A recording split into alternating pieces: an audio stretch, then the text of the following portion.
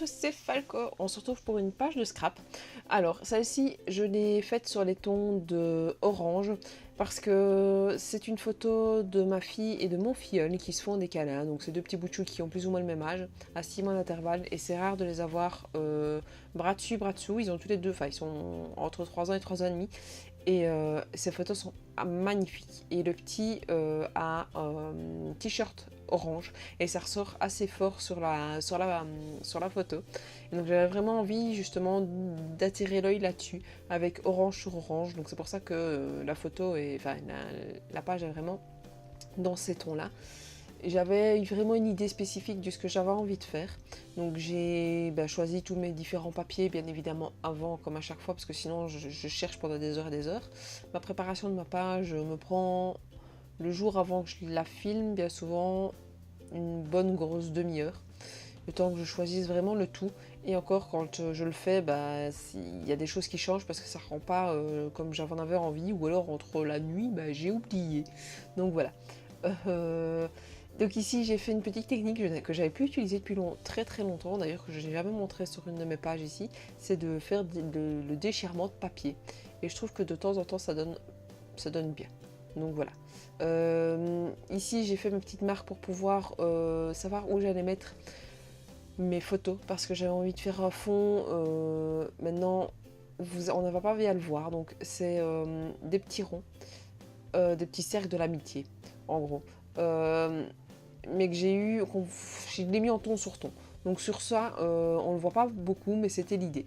Donc j'avais pas vraiment envie que ça ressorte plus que ça ne devait ressortir. Donc voilà, j'ai utilisé deux couleurs, j'ai utilisé du rose et de l'orange. Le rose vient cacher un peu l'orange, je trouve. Ça se voit mieux au final en vrai que sur la vidéo, on va pas se mentir. Puis j'ai cacheté plusieurs petits messages. Donc je trouvais qu'on ne le voyait pas en rose, donc je l'ai fait en noir. Ça se voit beaucoup mieux. Là, je sais pas ce qui se passe, mais il a du mal à faire le focus. Je sais pas pourquoi. Il y a des fois où il va et puis des fois où ça ne va pas. Donc voilà. Donc j'ai mis comme ça plusieurs petits messages qu'il y avait sur la petite palette. Et je me suis dit que ça donnait bien un peu partout. Je pense que j'aurais pu en rajouter encore un petit peu en dessous, mais voilà. Et puis j'ai fait foirer tout sur ma page. J'ai voulu faire des tâches, et je sais pas pourquoi. Quand je regarde sur les vidéos que certaines personnes font, ça donne super bien.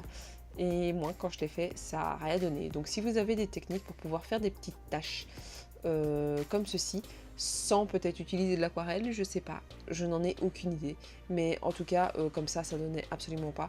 Je le voyais quand je l'ai fait que ça donnait rien du tout. Je me suis dit je vais peut-être sécher, ça va peut-être aller, et au final en séchant je me suis rendu compte que ça donnait pas du tout, mais je l'ai quand même utilisé. Au final quand ça a séché, ça fait un petit effet sur la feuille, mais c'était pas l'effet voulu au départ. J'avais vraiment envie d'avoir des petites taches nettes.